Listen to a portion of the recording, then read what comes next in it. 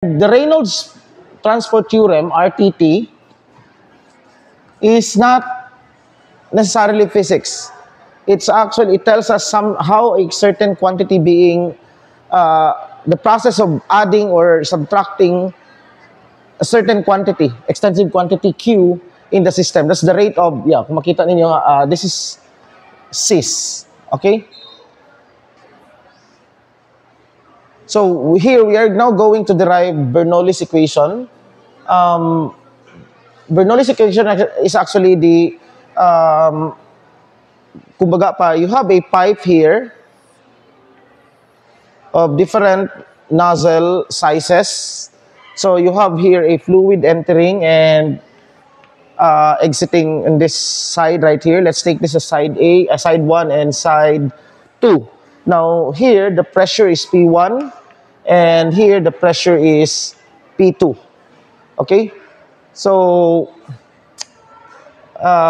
we want now to calculate, to find the equation. Wait lang.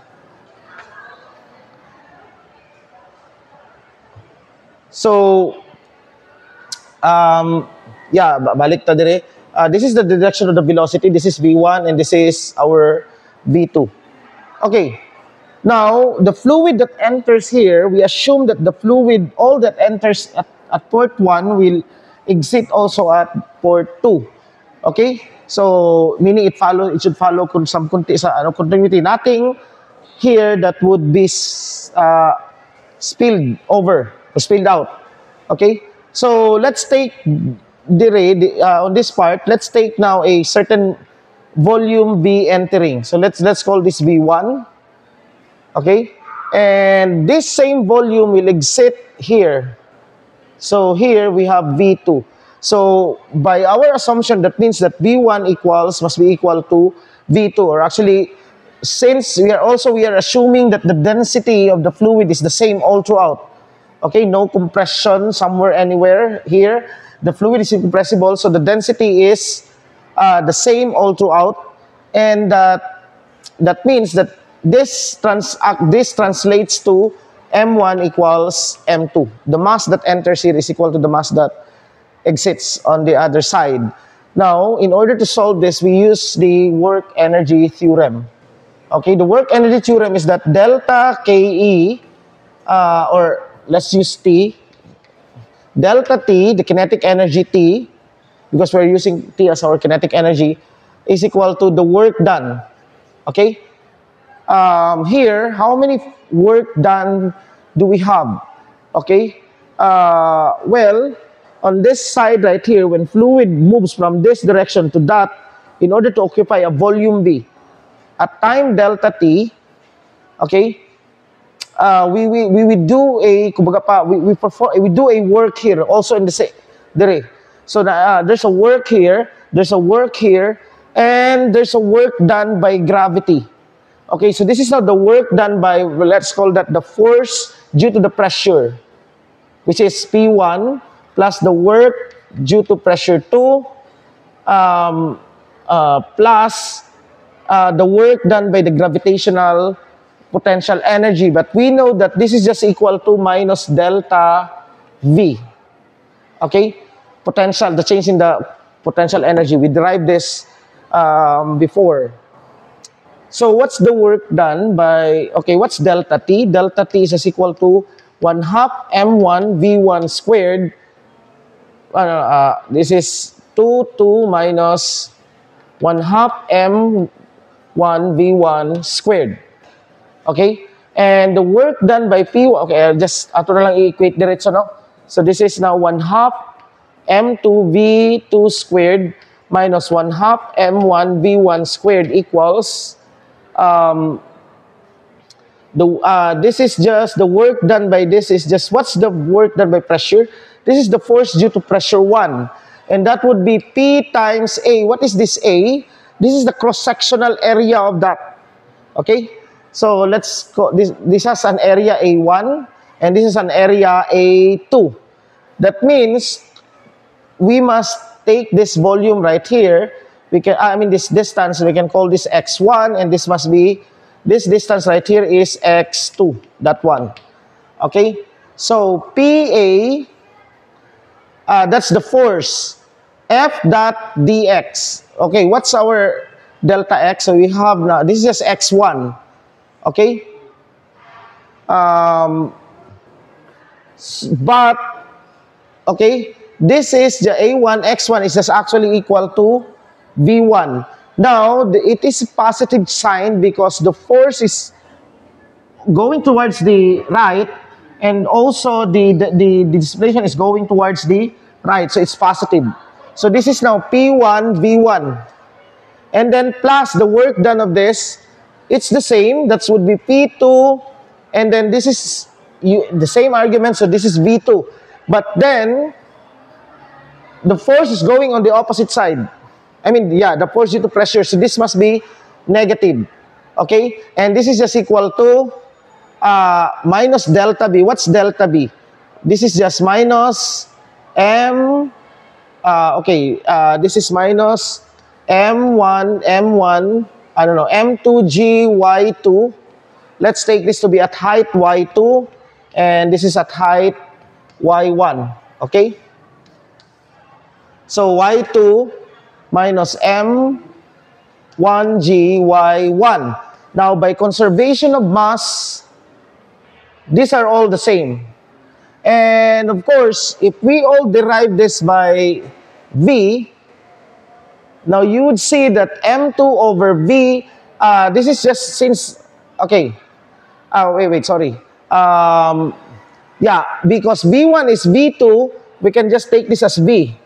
And M1 is M2, so we'll just take it as M. Okay? And now, divide everything by V, that's M over V is just the density. So this is just 1/2 rho V2 squared minus 1/2 rho V1 squared equals, this is just P1 minus P2 minus, this is divide by B, that's rho G, let's just take this as H to take the H2 minus H1. Okay, rho G H2 plus rho G H1, which actually has, take all the 1 on one side and 2 on the other side, you will get 1/2 rho V1 squared plus rho G H1 plus P1 equals 1/2 rho V2 squared plus rho G H2 plus P2. This is the Bernoulli's equation. Bernoulli's equation in fluids. Okay, it's actually a form of continuity equation. Okay, this will not work if your fluid is compressible, because that would change the density of this point and that point. It will have a different density, and also it will not work if naibuslot ng imong ano diri, no? So this is the derivation of the Bernoulli's equation. This is actually in basic physics derivation. It's not advanced. Okay, just using the work energy theorem. Now, we are going to use the RTT in order to derive this. But actually, the technique here is how do we convert RTT into physics? Because RTT is actually a transport equation. It's not a physics equation. It has no force. It has no, there's no, kumbaga pa, it's free to use as long as you are delivering something.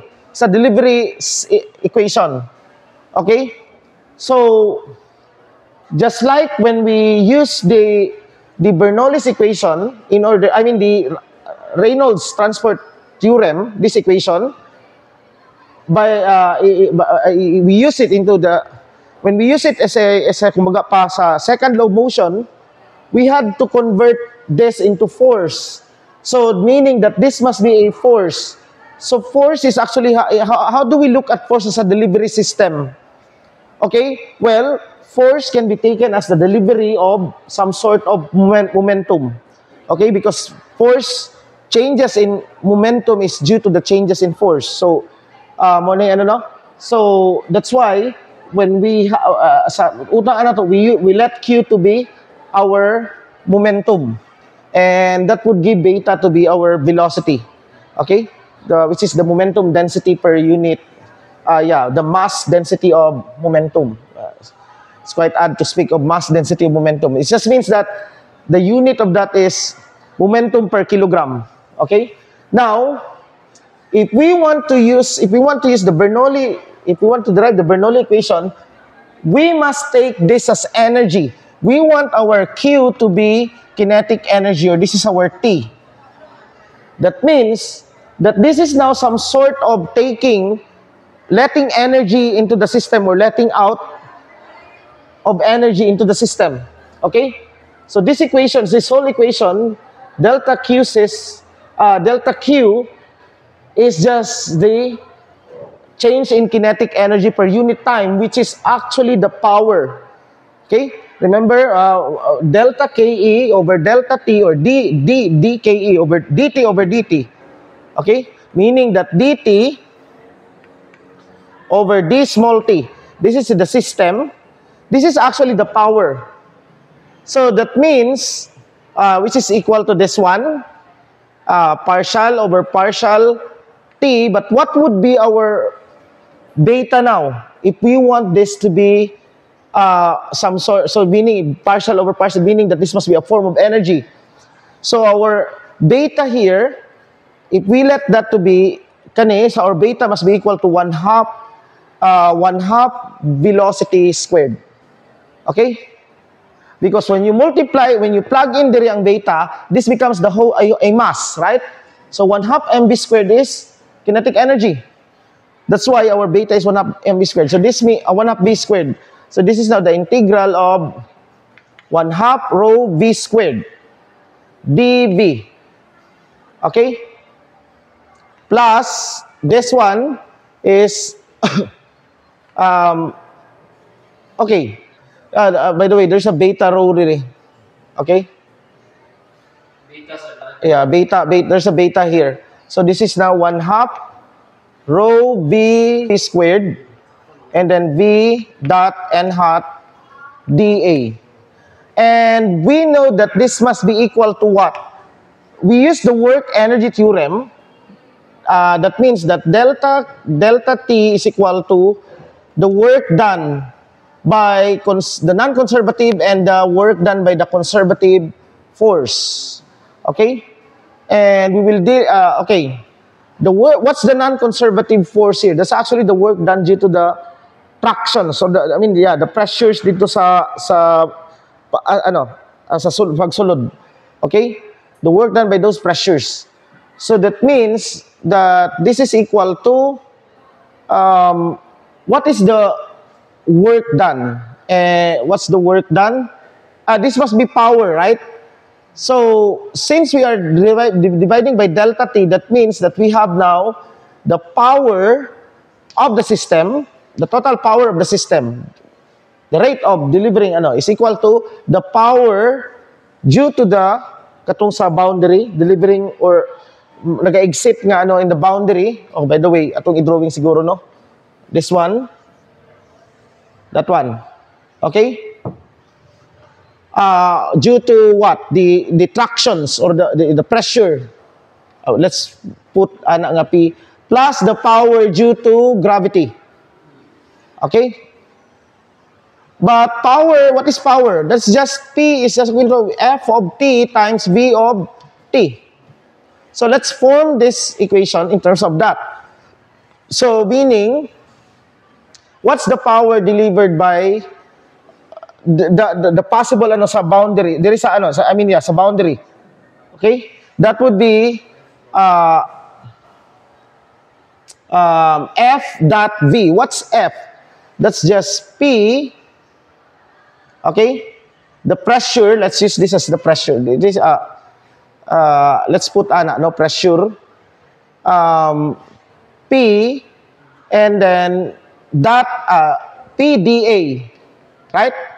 PDA n hat dot V. Okay? Meaning that the force is PDA n hat. That's the force. Yeah, mahulog siya dito ng kuan. And then plus, this is the power due to the conservative force, and we know that this is path independent, conservative.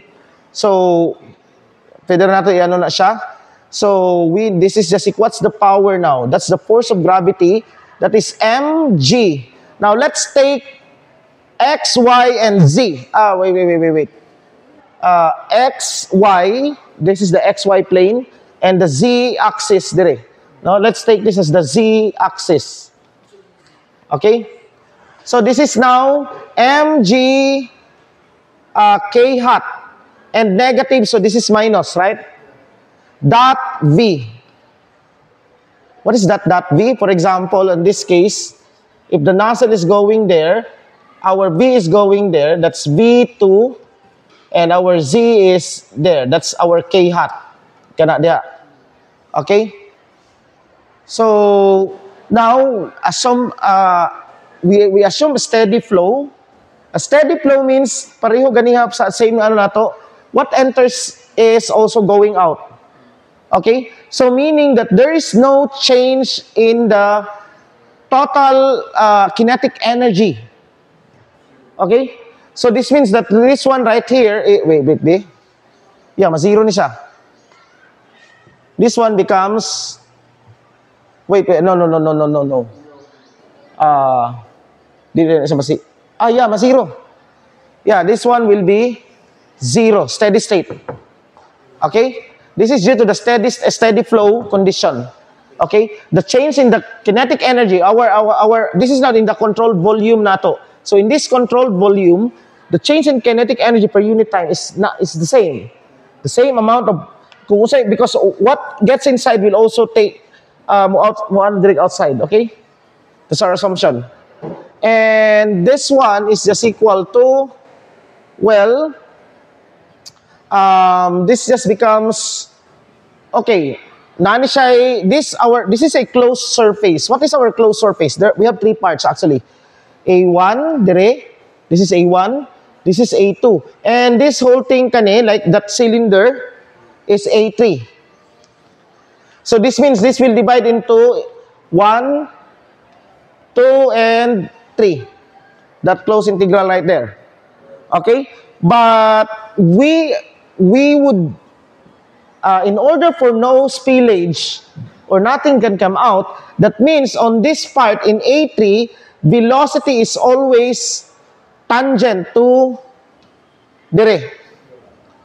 I mean, yeah, velocity is always tangent to the area, I mean, to the surface, tangent to the surface. That means that it's perpendicular to the normal area, anywhere in the surface. That means that this is 0, because v dot n hat there would be 0. At any point, they are perpendicular.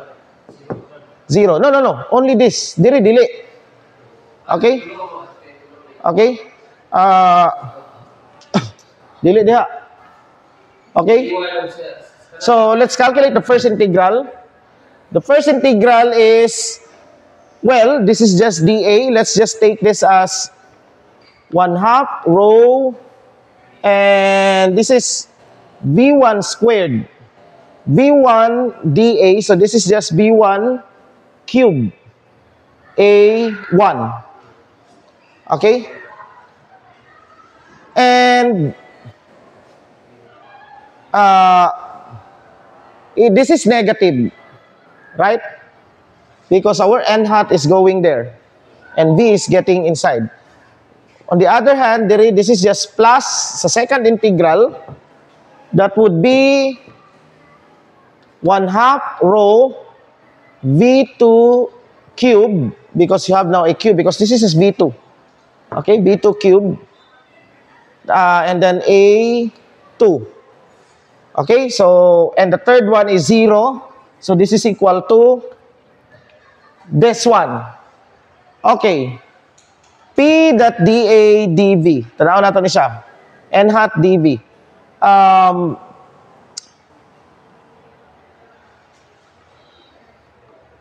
The first dire is, what is N hat and V? It's negative, right?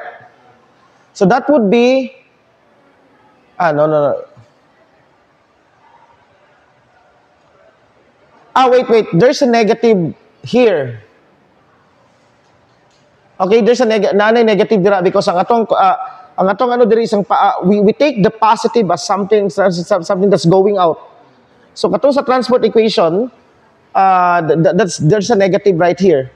So that means that this is just for 1 that would be okay, the negative, and then for the first is this is negative sa P1, tama?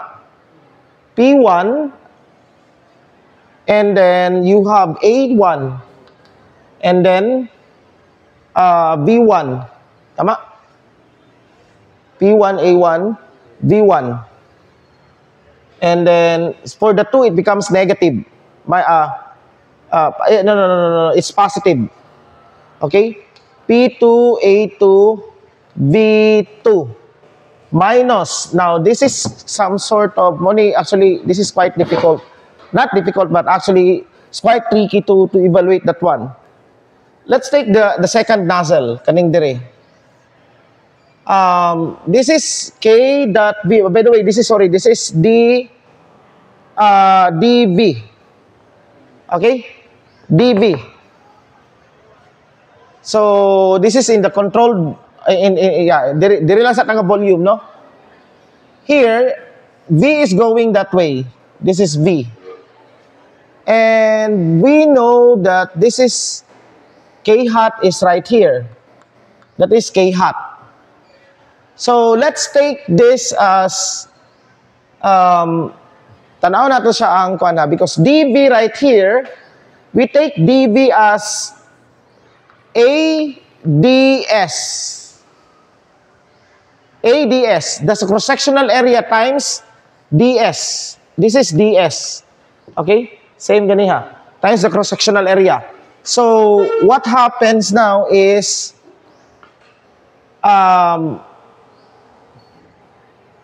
okay?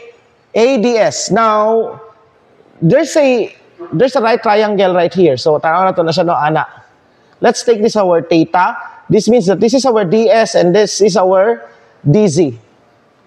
Okay? So, DZ over DS is equal to what? YZ, Z, VZ.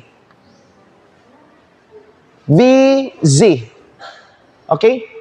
VZ over V. VS. Velocity there is V.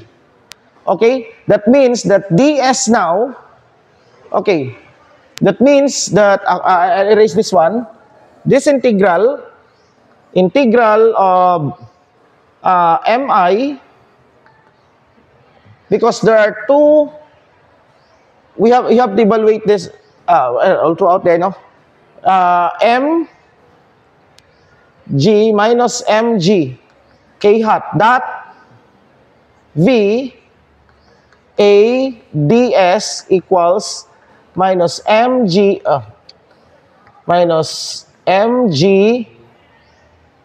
okay, K dot V is VZ, right? And then this is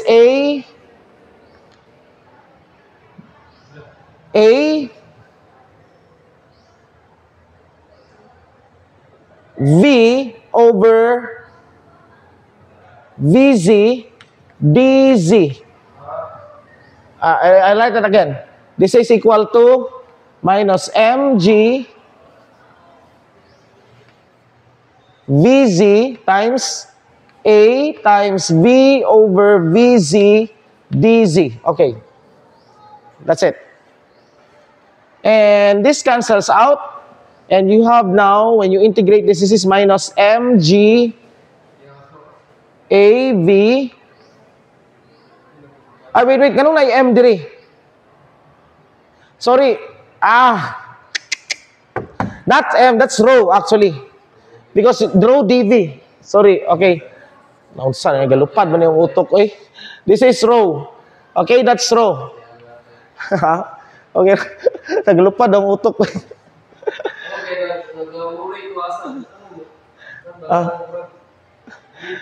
Okay, ang because rho dV, that's why it becomes M when you integrate. Okay, now let's look at this. that means that this is minus, namin minus din, no? Minus is there, so it becomes 2 minus 1. So, minus rho G A 2 V2 minus rho G A1. Wait. Napaday Z di ay. Delta Z, no? So, meaning, let's just H2 and H1, no? So, H2 minus rho G A1 V1 H1 because there's DZ right there. Galupad ang utok ba?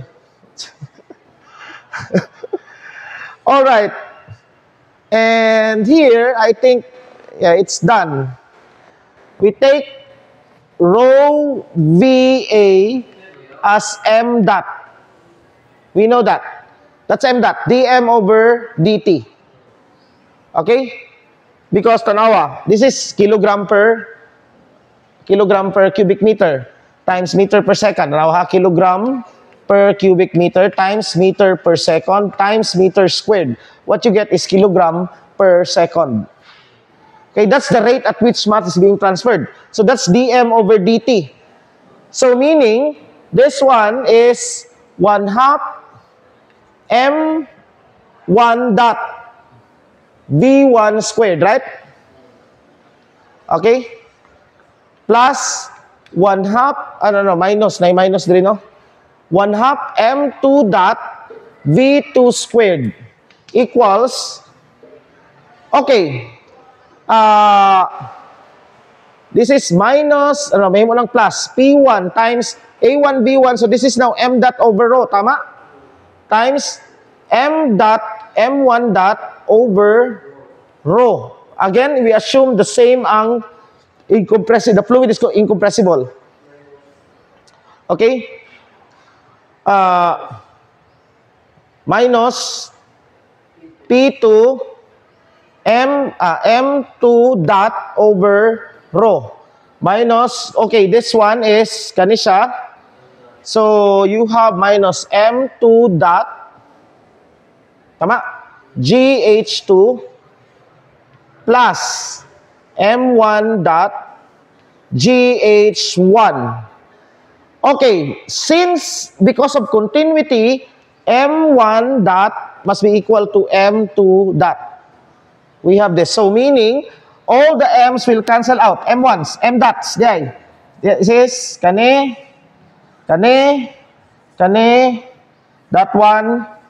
that one, and you multiply by rho, right? Okay. And you multiply by rho, you get the Bernoulli's equation. Okay? You multiply by rho. Transfer ta ng, times sa, conflict na po ng, sakto ra. Move all the 2 here, multiply by rho. So, 1/2 rho, you have rho B1, right? So, rho, and then, mawala na siya dire. And then, you have rho and rho. And, yeah, negative dire. When you move that one, it's plus. And this one is negative, it's plus. This is negative, it's plus. So you get the 1/2 rho V1 squared plus rho GH1 plus P1 equals 1/2 rho V2 squared plus rho GH2 plus P2. This is the Bernoulli's equation. But this is done using the transport equation. Now, before we call our guest lecturer,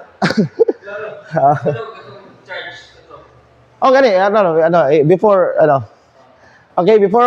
I call now the guest lecturer, I'll just so good, dali na siya. I want to derive Ohm's law. What's Ohm's law? V equals IR. But dili na ko maabot dire because since you have electromagnetism, you have electromag 1 karon, then I'm sure you know how to derive this from the charge density. Okay? I'll use the charge density. Okay. So dq sys over dt, I let now my q as the charge density. Okay? I mean the charge. So I let my q as the charge. That means rho would be equal, is the charge density, no? This is the charge density. Now, that means, what is dq sys? Okay, this is the partial over partial t, the integral of, what's my beta? Okay, q itself is the charge and rho is the charge density. That means my beta is 1. That's just 1. Okay, because it's a charge density itself and we are taking this maugid mismo. So this is just rho dv in our controlled volume V plus, again, in the surface S, rho V dot n hat dA. Okay? So this is RTT. This is RTT. But at the same time, this is also electromag. Why? Because the beta is set to 1. Why? Because we take, this is the charge density, that means that our beta mismo is 1. Right? So because this whole thing now, it becomes a charge, right? Charge per unit volume. So that's the charge density. Okay? And, okay, now, if we are a closed loop, what goes in also mubalik ra siya. That means that the change of charge in the whole system is 0. Okay? The flow of charge in the whole system. I mean, there's a flow of charge, there's a current there. Actually, what's current? dq over dt. But this is the total current in the circuit is 0. That's actually, so meaning that this whole thing is, right here is 0. And if this is 0, then I'll take the divergence. So divergence, okay, partial over partial t of rho dv plus in the divergence. This is the integral of del dot j dA, where my j is equal to rho v. This is my charge density. Okay, the velocity is the current density. Sorry, it's the current density. Okay, it's the current density. This is the current density. Okay. Oh, plus, equal 0. Now, that means that since they are, this is dV. Okay. This is now in the volume V, meaning now partial rho over partial t plus the continuity of charge, del dot j equals 0. This is the continuity of charge equation. Now, it does a steady flow.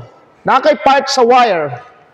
What goes in also comes, that means that this whole thing right here must be 0. So that means, if this is the case, the current that gets inside is the same. Dito. So this whole thing right here, if that is the case, if that's the condition, that means that this is 0, which implies, this is equal to 0, which implies that del dot j equals 0. This is not where you can derive the Ohm's law. J is equal to set that equals sigma times the electric field, and use some makuha ninyo dito, and you have electromag. You already know how to proceed from this one to the V equals IR. Okay? It's no longer my job because we are still in mechanics. Okay? So, maura na siya dira. Okay? So, maano na ninyo? Basta i-ano lang. Kailangan ang lisod lang, ang trick lang sa RTT is how you convert the physics into a flow. Moro gina siya. Like, the flow, kating charge dire, think of that as a flow. Kung sa may nimo dito. And once you know that, straightforward na siya. Pero it's actually, takes a while to master that. Okay? So, and now I'll introduce to you my, the subscribers. for the applications of the Navier-Stokes. Because what I did here is actually just kuan lang no kaning sa RTT for the Navier-Stokes equation is that this is my most brilliant student so far, and he loves working with siya naga-work in siya dire. He's really working with Navier-Stokes, and this is one of his favorite, I think. Okay, so he will be giving us solve problems in this Navier-Stokes. Okay. James, by the way, this is me. This is Mr. James Eljan Monteroso. Okay, so pakibantay gini kay basin mo off na ang kana pa pagmulingin na kay na meaning tanaw ko. So man, tanaw ko. Oh. Dili pakibantay lang gid ba kay ang kuan man gud kay pag ma-off ning kaning mo pula na meaning wala na nag-record ba. Okay. Okay, now let's talk about the Navier-Stokes equation. No, let's talk more on how the differential equation works. Okay, now as we need to recall the Navier-Stokes equation. Now the Navier-Stokes equation is actually you have the material derivative expression of your acceleration, where this is actually equals to the external force, the external fields, which are actually in the form of you have rho g vector, which this is actually your gravitational field, and also it's actually it has the stress tensor, which is actually in the components of the or the difference between your pressure gradient, plus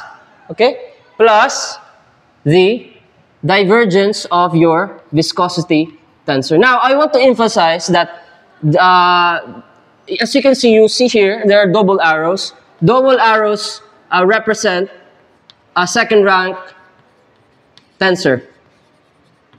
Okay. Now, as we can recall, the material derivative is actually defined as the partial derivative in time plus the dot product between your velocity vector times the gradient operator. Okay, that's the material derivative. Now, now let's start with emphasizing with the viscosity tensor. Now, the viscosity tensor is actually defined as, it's actually defined in 3D systems, to be exact. It's actually defined as this, okay? The viscosity tensor has something to do with the deformation of your fluid. Now, I will write the definition for this one. Okay.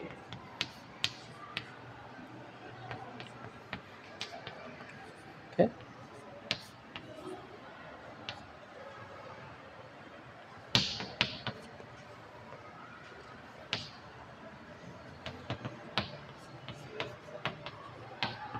Okay. Now this is actually your viscosity tensor. Now, I've written a lot here, but what does this viscosity tensor mean? The viscosity tensor talks about the as I mentioned earlier, it talks about the deformation of your fluid, but but we need to emphasize on this one on one-dimensional systems. Now, take for example, you have a parallel plate. No? You have parallel plates. You have a parallel plate. Okay. And this parallel plate, in between this parallel plate, there is actually a flowing fluid. A fluid or a flow that has velocity v. Okay? Now let's also assume that the upper plate is actually moving at some velocity u. Okay?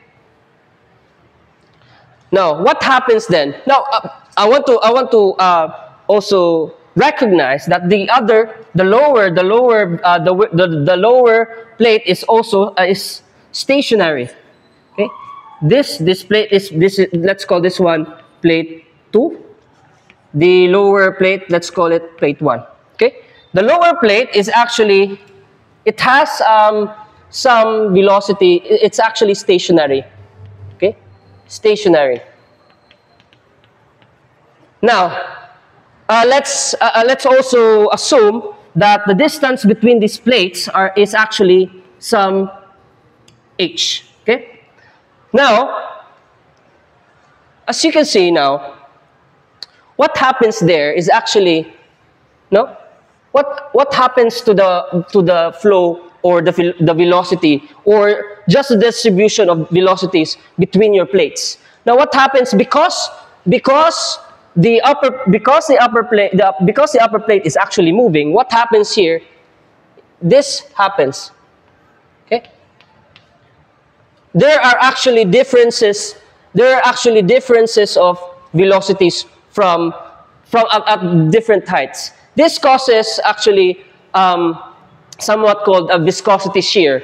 This viscosity shear is defined, or also this is defined as tau. That is actually proportional to some viscosity of the fluid, no? And the derivative or the derivative of your velocity with respect to the height. Okay. Now, as you can see here, no, as you can see here, your viscosity shear, just the change, or it's just the change of your velocity at different height. Okay. Now, in general, what does the viscosity tensor? Well, this is for one dimension. No, this is flow. This is fluid flow in one dimension. It states that this viscosity shear here causes a deformation of the fluid flow. Now, if you're talking about three-dimensional systems, now your viscosity, your second-rank tensors accounts to all directions in space. Like, for example, in x, y, z, and xx, xy, and so on and so forth. Okay. Now, let's talk about. Okay, sorry. Okay. Now let's talk about incompressibility. Okay. Now, incompressibility states that, incompressibility states that the divergence of your velocity vector is equal to 0. And also, your Navier-Stokes equation follows a density that is actually constant. Now, what does this mean? Okay, what does this mean? Now, the first one tells us that the net flow of your fluid is actually constant. This is what the condition here in your which is actually the divergence of your velocity field. Now, the second one actually states that your density here, the density of your fluid is actually constant all throughout the flow. Okay. Now, this leads. Now, if you're going to recall the Navier-Stokes equation, which it was derived like this. No. Now, what happens then to our Navier-Stokes equation? Okay. Now, this is actually your acceleration term.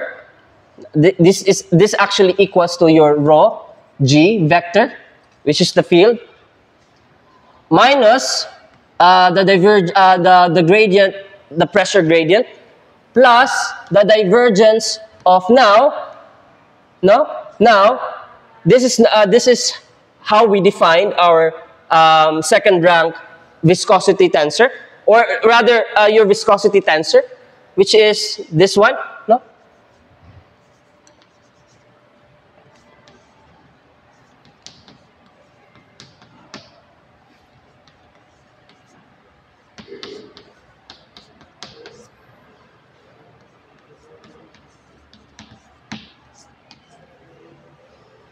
Now I want to. Okay, that is V, not U. Okay. Okay. Now. Okay.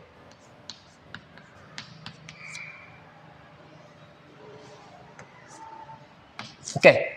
Now, because of the incompressibility condition, what happens here? What happens to our viscosity tensor? This one equals to 0. Okay. Now, what happens next? Okay. What happens next? If you're going to, this is 0, right? Okay. Because of our incompressibility condition. Now, what happens next? Now, if you're going to evaluate this one, no, your divergent, your gradient can be just be notated. Well, this is actually divergence here. Now, it can just be notated. This term here can just be notated as follows. Okay.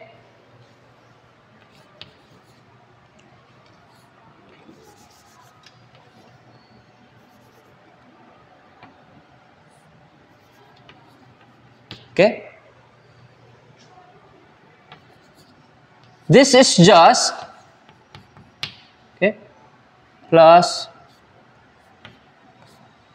now your partial derivative of your xi, vj. Now, as you can see, that's 0. Now, if you're going to evaluate on that, that becomes, now as you can see here, no? As you can see here, now I'm going to emphasize what this one is. No? This is actually the partial derivative with respect to k. Now, okay. Oh, no, wait. This is actually, now take note, this is actually a dot product. So we need, or a summation. The dot product implies summation. So we follow the Einstein convention. Now this is not k here. This is actually, let's say it's the same index with I. Okay? So now, what happens next? Now, if you're going to operate the partial derivative here, no? Well, as you can see, partial derivatives are just commuted, do commute. Now, what happens then? No? What happens then? We have this one. No? This is just a divergence, which actually cancels out because of your incompressibility condition. Now, plus some eta. Now, take note, your eta is actually your what? It's actually the viscosity constant, some constant for viscosity. Now, the more, the bigger your eta becomes, the more viscous your fluid becomes. But it's actually different with tau. Tau is actually a viscosity shear. Okay. Now, going back to this here. Now, as you can see, if you're going to operate this partial derivative with here, now it becomes what? It becomes actually, it obviously becomes a Laplacian. Okay. Okay. Now, your indices here, for example, your indices here for your velocities are actually just the velocity components of your velocity vector that is actually apparent here in your Navier-Stokes equation. Okay? Now, if you're going to translate this one, no, this is just translated into the gradient of the divergence of your velocity field, no, plus okay, the Laplacian of your velocity field. Now, as you can see, no, because of this condition here, this cancels out. Now, what becomes with the Navier-Stokes equation now can be, the Navier-Stokes equation can now be expressed in this form. Okay? This is now the Navier-Stokes equation. Okay?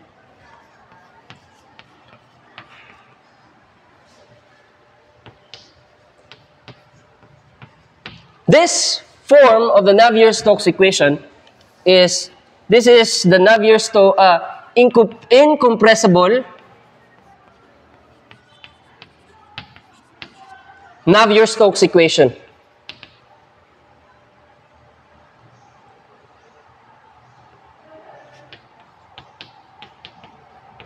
Okay? This is actually the incompressible Navier-Stokes equation. The general Navier-Stokes equation was actually not considering incompressibility. Now let's have an example. Okay? This is actually a neat example. Now recall our plates earlier. Okay? We have parallel plates. Okay? You have plate 1, plate 2. Okay? Okay? Now assume that the upper plate is actually moving at some velocity u. Okay? And the lower plate is stationary. Okay? I need to state that we need to consider boundary conditions in this system. Now, again, there is actually a flowing velocity field here, or which is actually the flow of your fluid. Now, okay, well, the boundary conditions, okay.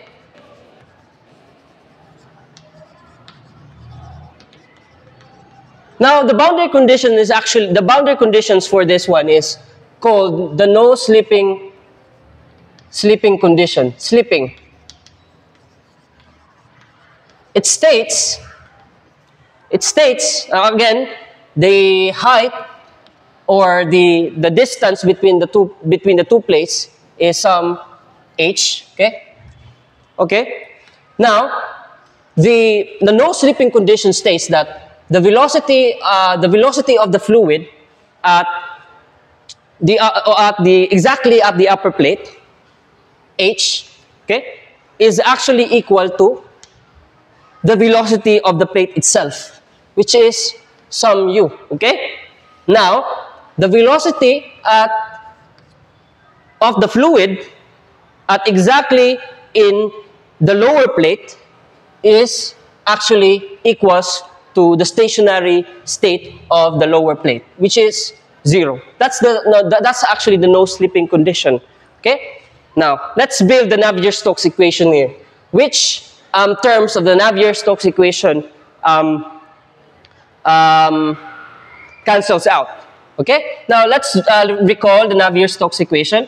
The Navier-Stokes equation at its full form, not the material derivative form, is this one.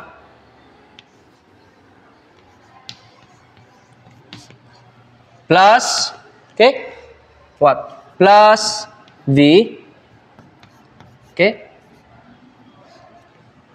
plus is equals to what? You have rho here.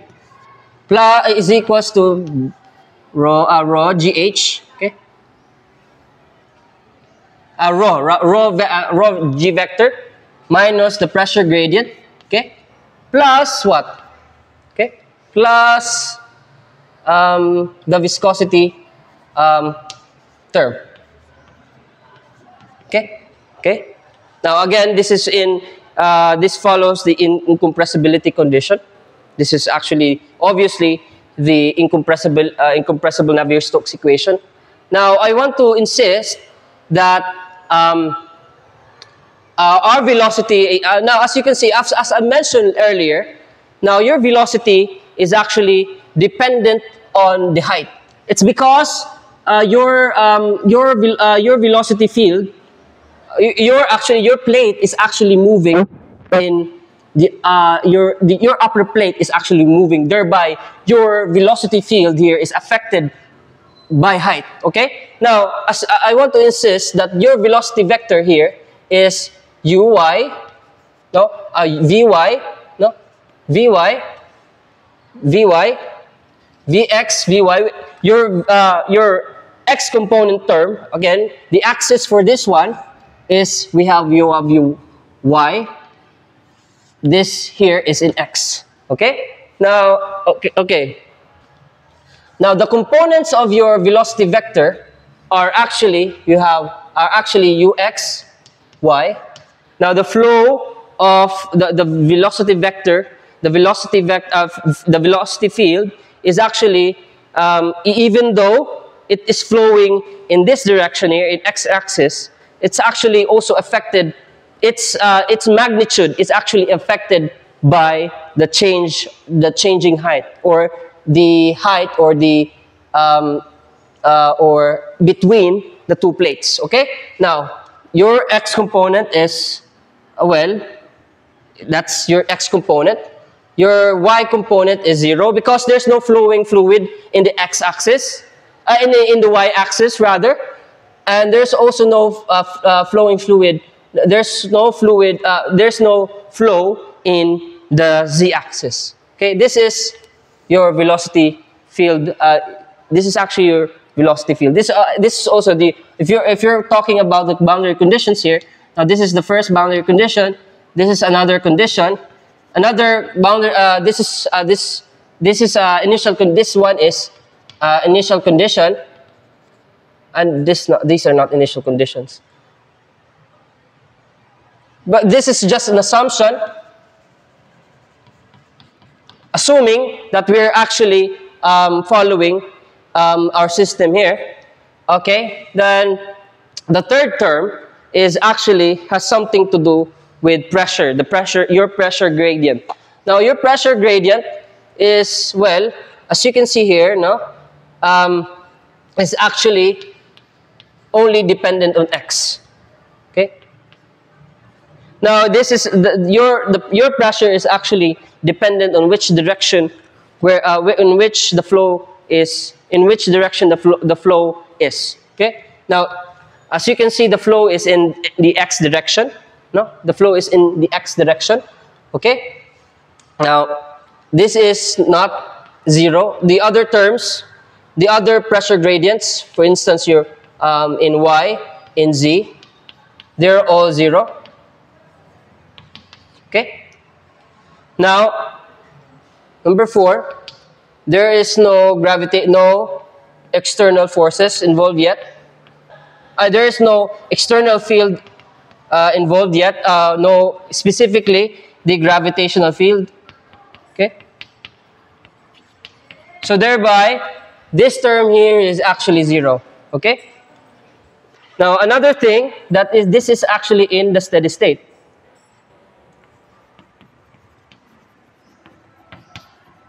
This makes the partial derivative of your velocity vector with respect to time is actually 0. Okay. Okay. Now I want to show you that this Navier-Stokes equation cancels out into one neat, one-dimensional Navier-Stokes equation. Now this, as you can see, this assumption here that the flow is in steady state, this is 0, cancels out. Now I want to show you that this also cancels out. Okay. Now rho, okay, rho Vx, no, Vx partial of x v vector, okay, plus what? No,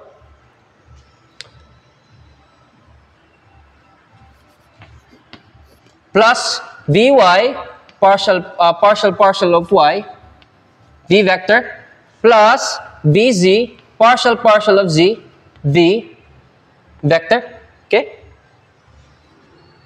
is equals to what? The pressure gradient plus, as you can see here now, okay, I'm just going to arrive to a one-dimensional form, okay, just hold on, okay. Now, as you can see now, well, our velocity field is not dependent on x, so this one cancels out, okay. Now, we don't have a y component. This is v here, not u. We don't have a y component or there's no velocity field in the y component. So this is 0. Now there's also there's no dependence on z. Either there's no v component on the velocity field. Thus, this becomes 0. Now, what leaves us is just the pressure gradient. If you're going to transpose this pressure gradient into the left-hand side, we have the gradient of your pressure is equals to eta, no? The Laplacian, then the Laplacian of your velocity field. Now, what happens next? Okay. Now, as you can see, there are no pressure gradients in y, in z. So what happens here is what we are left with is actually the partial derivative or the pressure gradient in the partial derivative of pressure in x, or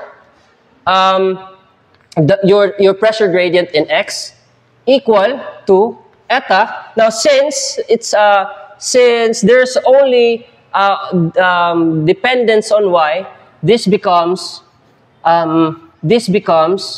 the vx y, which is your vx here is dependent on y. The second derivative of your vx, which is dependent on y, with respect to y. Now, this is your differential equation for of your of your parallel plates, okay, in which the upper plate is moving and the lower plate is in stationary form. Now, okay, let's solve this specific differential equation.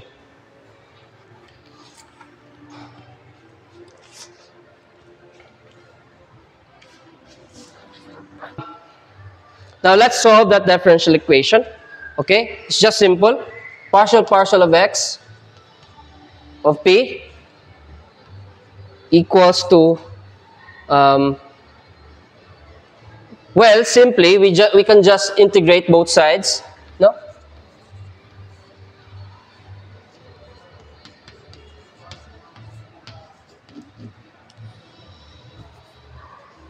Okay? With respect to y, of course.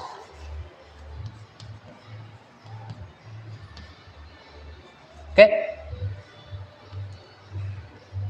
Okay? Now, we're going to integrate both sides in y, but then your pressure gradient is only dependent on x. So, easily, no? We can just actually now have, we can just easily integrate that into y plus c1 equals to eta, no? Vx, it now, from second derivative, it boils down to the first derivative. Now, okay, Vx, okay. Now, what's next? Now, again, we're going to again integrate this one, okay, with respect to y. Now, this your differential equation then boils down to simple one, no? It solves the solution. This second integration solves the solution. We have your pressure gradient, y squared over 2 plus c1 y plus c2, okay, is equals to eta, no? Eta, well, eta Vx, okay? Okay, now if I'm just going to then divide both sides by the viscosity constant, this leaves us with, well, these are just constants, so we let them become still C1 and C2, okay? So your Vx y equals to 1 over eta partial of p with respect to x, y squared over 2 plus C1y plus C2. Now, what do you actually observe here? No? What do you observe here? Now, your velocity vector is actually parabolic. No, if you're going, no, this velocity, I will tell you, this velocity vector is in x, but it's actually the strength or the magnitude of this velocity vector in the x component is actually scaled by the changing of some height y. Okay, what happens there is that your velocity vector is actually like this. No? No? Okay. Your fluid actually deforms in that manner. Okay. Now, if we're going to impose the boundary conditions, no, as you can see, the boundary conditions were u h at actually u v h, no, at the upper parallel, the upper plate, the velocity field is 0. At the lower plate, no, the velocity field, this is not 0 here, this is actually u. At the velocity field in the lower plate, this is stationary, as mentioned earlier. Okay? Now, if you're going to solve the particular solution of this velocity field here, or velocity solution, we have Vx, y, or if you're going to evaluate that at h, no? Vx h is equals to 1 over 2 eta partial of x, no?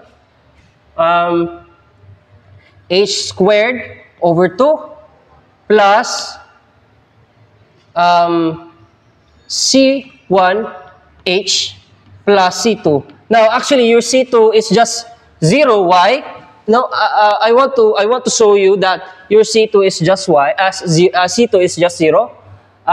If you're going to evaluate your Vx in 0, what happens to your values here? This becomes 0, leaving C2.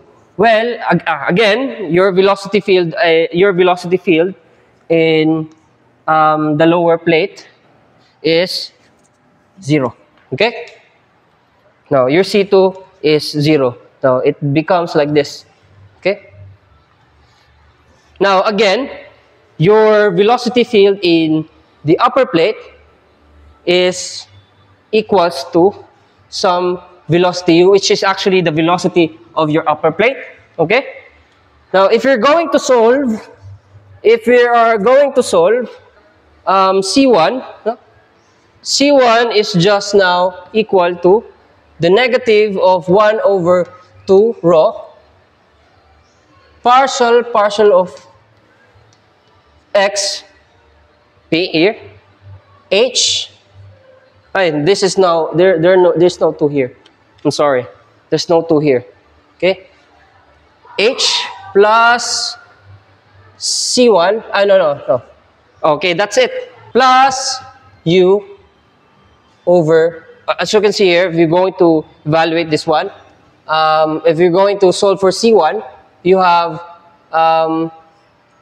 this over h. Okay. Now, if we're going to recall for the solution, which is just Vx y, okay, let's get to ganun. 1 over 2 eta partial of x y squared plus, okay, which is just your C1 here, no, negative 2n partial of px, okay, h plus UH y. Again, your C2 is just 0. Again, your C2 is just 0. Okay? Okay, now, your Vx can be now simplified into 1 over 2 rho, partial of x, partial of p, x, y squared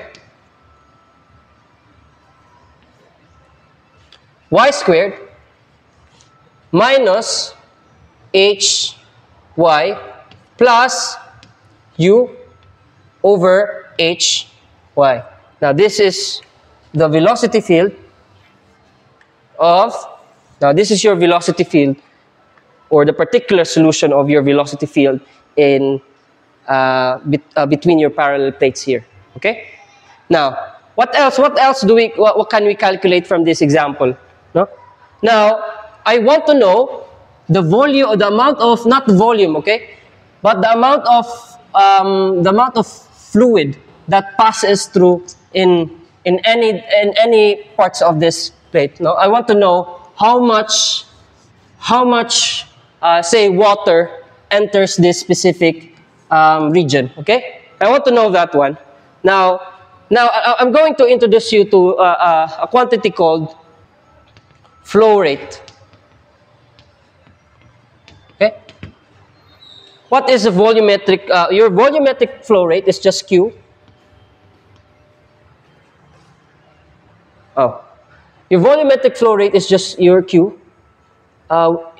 It's just the integral of your velocity field, Vx,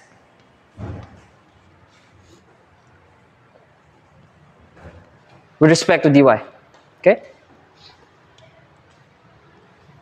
Now, as you can see now, your dy has a boundary, has a lower limit from 0 to h, since the height, or since your plate is actually from 0 to the height of your plate, to h. Okay?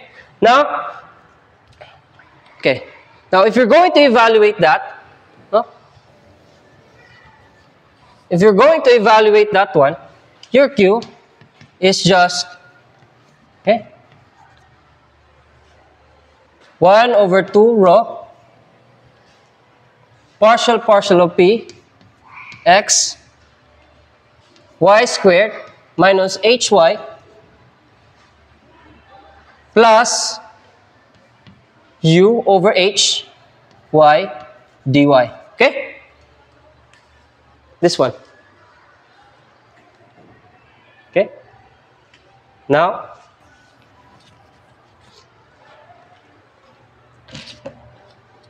if you're going to integrate that one, we have 1 over eta, partial of x, no?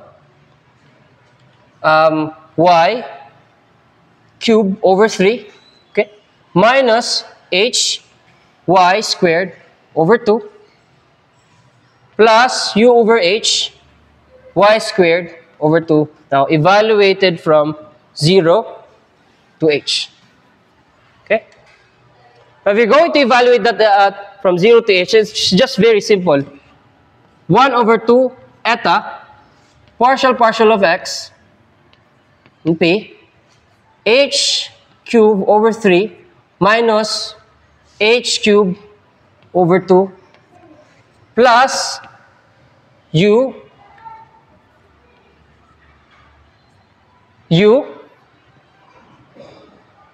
this becomes actually h, no? H, because you already have h here, no?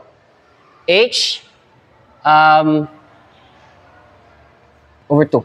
If we're going to simplify this one, you have 3 here, 2. That's just very simple. Your Q is just, well, we have 1/3 minus 1/3 minus 1/2. That's just negative 2. Now your negative 1/6 here multiplied by your 1/2 here just becomes 1 over 12. Eta partial of p partial x h cubed okay, plus UH over 2. Okay?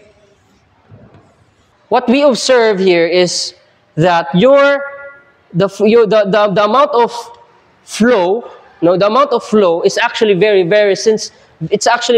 sensitive with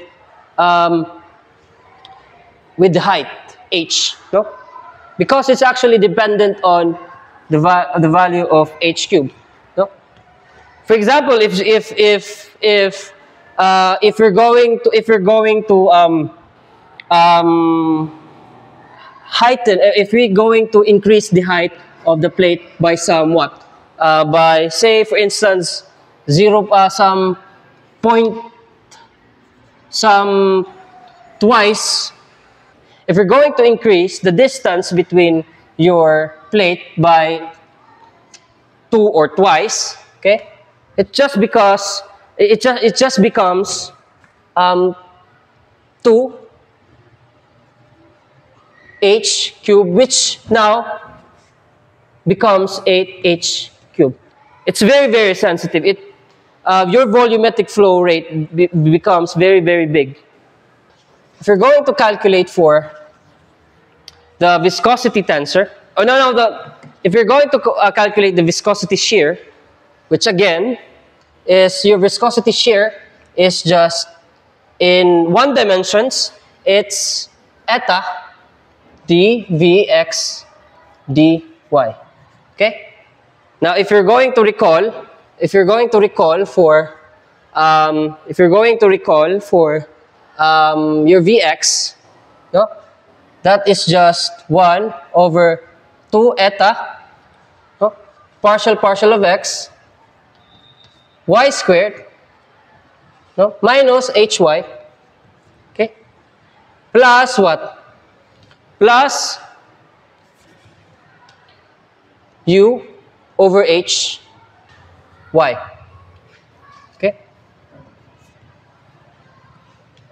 Now, if you're going to take the derivative for that one with respect to y,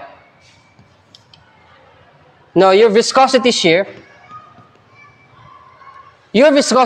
is actually the deformation of your fluid, which just now becomes 1 over 2 eta partial of x,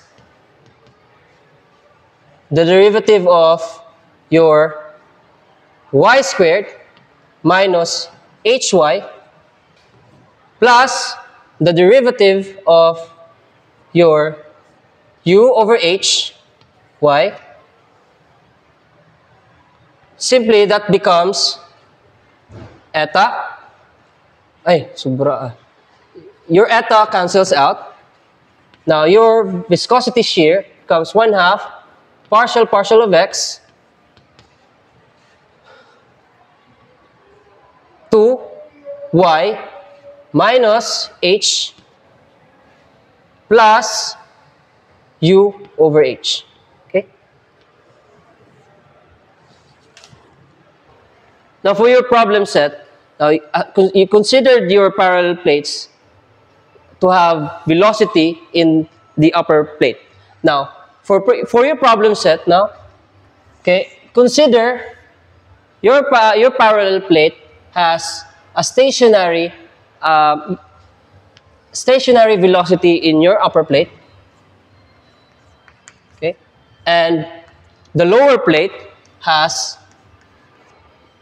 is also stationary. Okay. Now, what could be the velocity? Number one, what could be the velocity solution in the x component? The volumetric flow, the viscosity shear, and you also sketch how will the fluid deform. That's it, sir.